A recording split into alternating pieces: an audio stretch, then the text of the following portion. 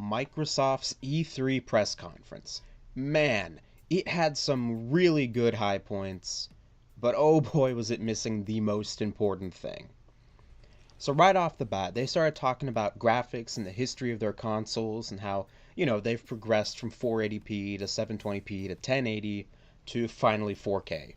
And that, of course, is leading into their announcement of the new Xbox and its new graphical capabilities. So when Phil Spencer comes out on the stage, as always, he seems energetic. He's a good presenter. He's a good guy to send out there. Some people were even, chanting his name as he came out. Always a good choice. And he did a pretty good job throughout the entire conference. Not amazing, he looked a little tired, but for the most part he did a good job. So of course, as I'm sure you all pretty much know by now, they dropped the Xbox One X, which is coming out this November. So there's a lot to say about this. I could make an entire video on this, I still might, but just to run through it all quickly. They are still selling both the original Xbox One and the Xbox One S. So there are now 3 different versions of Xbox on the market at one time, at 3 different price points, with somewhat different graphical capabilities.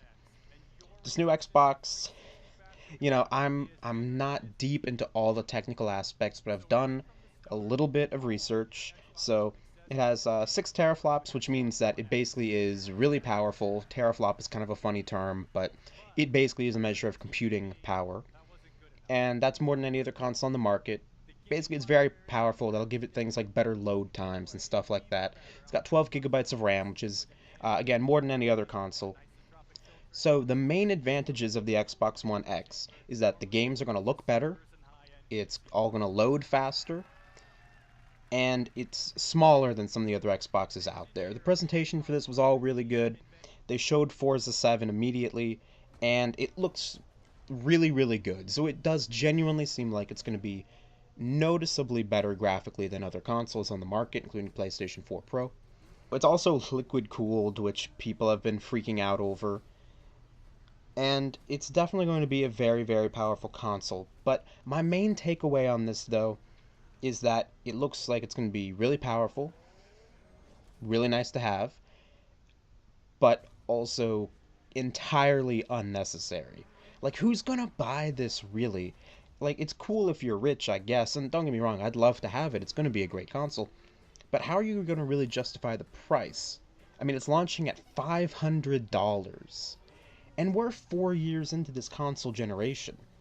So, another 2-3 years probably at the most, they're going to be launching a whole new console. So, unless you got a whole lot of money laying around, how are you really going to justify buying a $500 console? In my opinion, it might have made sense to wait a bit, a year or two, and just upgrade this a little bit more and make it their real next-gen console, because they've already upgraded the Xbox One. And now that it's on the market with the Xbox One and the Xbox One S at the same time, I'm just really not sure that I would walk into a game store, see that I can get the Xbox One for like $250, Xbox One S for a bit more than that, and then decide to spend $500 on something that really throughout the whole press conference, they only advertised as having better graphics and shorter load times. Especially when load times in this generation of consoles aren't that bad anyway. I don't think it justifies the price.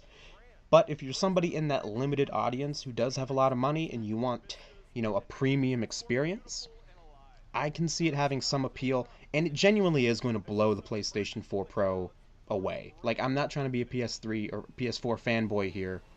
It is definitely going to be the most powerful console. And they actually came out and acted like it was a really big point that the console would be compatible with all of your old accessories and games. Which, their presenters are all really good, and they sold it really well. Like, that was a big bonus, but, I mean, I would hope so. It's not really something to get excited about. It would be a huge scandal if it wasn't compatible with a lot of the old accessories from the Xbox One. So, like, if you want to use your Kinect for some reason, you can still use it on the Xbox One X. I also have to question what they were thinking exactly with the name. And yes, I know it abbreviates XBOX. I get the abbreviation. At the same time, it sounds too much like Xbox One S, and people are going to get him confused. Casuals are going to get him confused.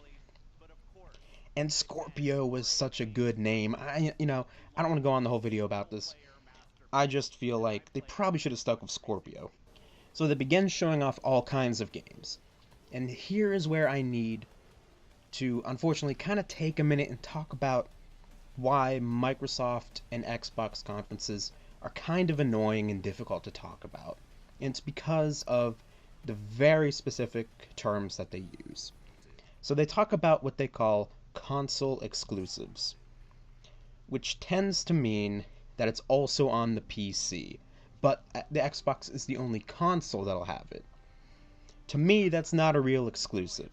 If you can get it on the PC, if you can get it on another platform, why get the Xbox? Why not just pay money to upgrade your PC? And they said that they have 22 console exclusives.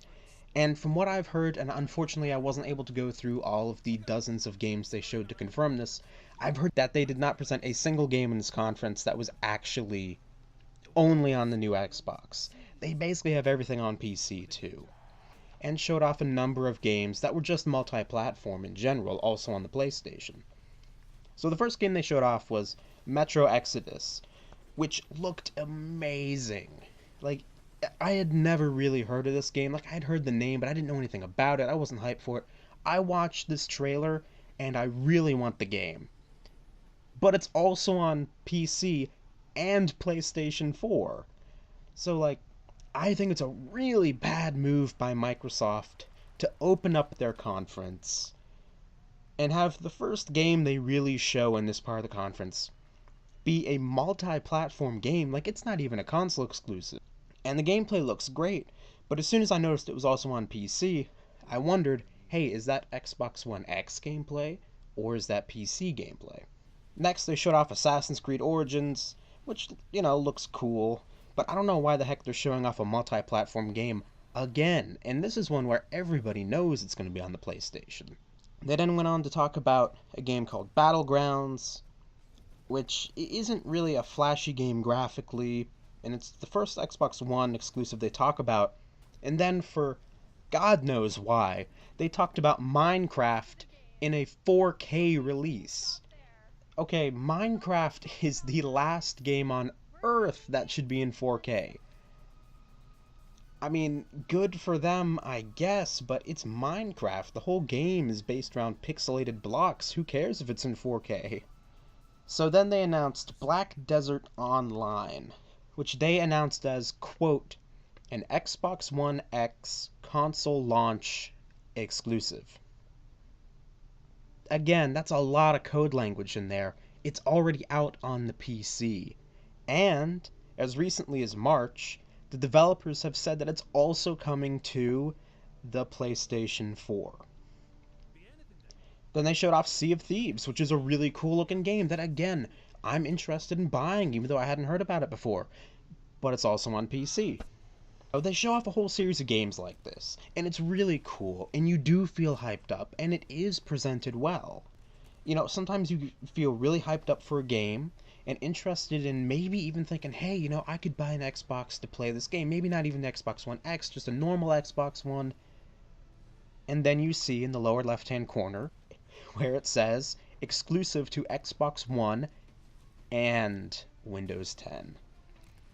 And then I just kind of sit back and say to myself, well, I guess I'm going to buy this one on Steam. Because I already have that, and why would I pay $250 or $500 for a new Xbox to play the game? So for the sake of brevity, I'm not going to comment on every single game at the show. Let's just say they showed a ton, and it was a really fun experience to watch. Even though I was just watching it, on a live stream.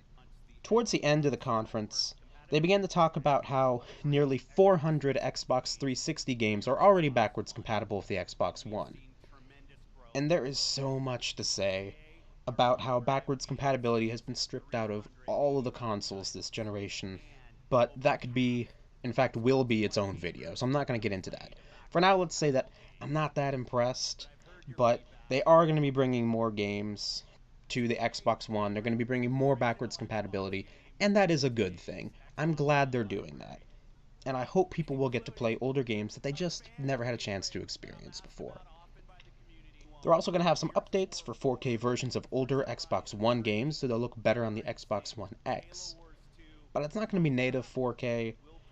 That's cool, but it's really not that big of a deal. One cool thing they are doing, though, is that the Xbox One S is being price cut to $250.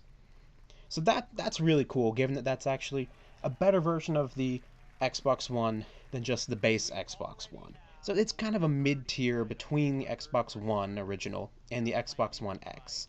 So that's a little exciting. That'll sell some consoles. They then showed off a game called Anthem, which looks super cool.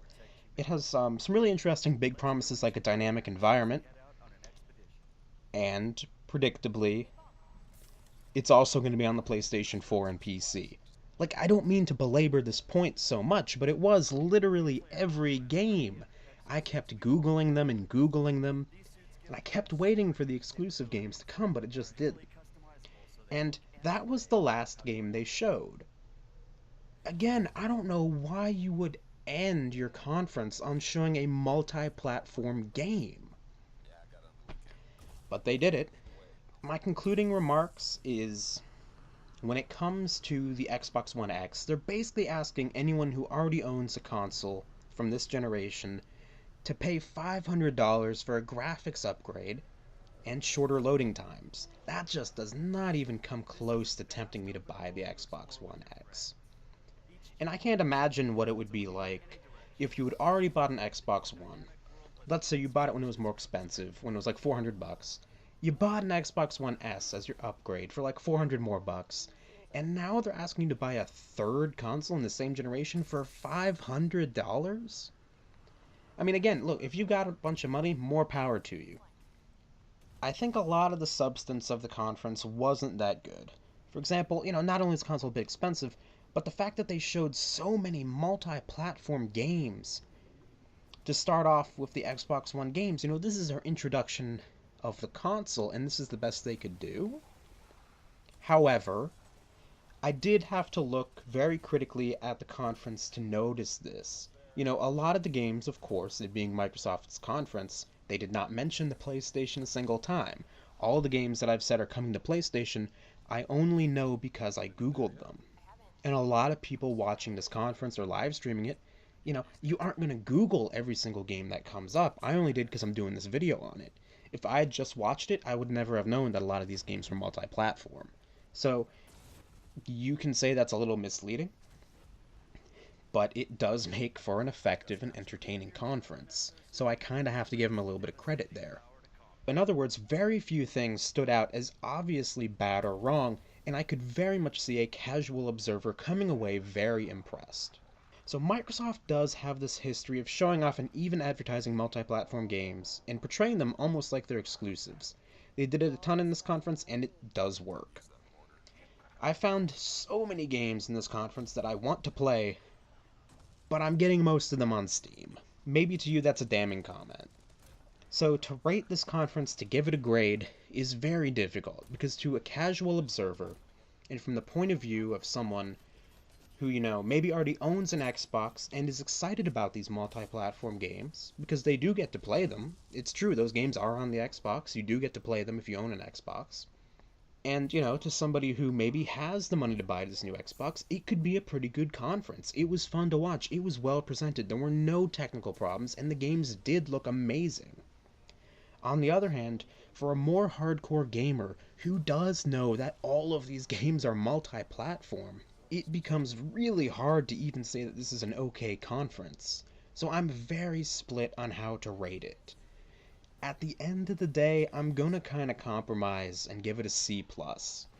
The reason for that is ultimately, even if it lacked a bit of substance because of the lack of exclusives, and I know some people are gonna think it should be a lot lower because of that, it was fun to watch, it was well done, it made me want to at least get a lot of these games.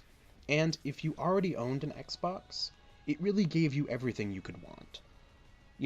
I'm viewing it from a more neutral point of view as someone who doesn't own an Xbox, but if you already own the console, it doesn't really matter to you that these games are multi-platform. You do get to play them, and they are genuinely exciting.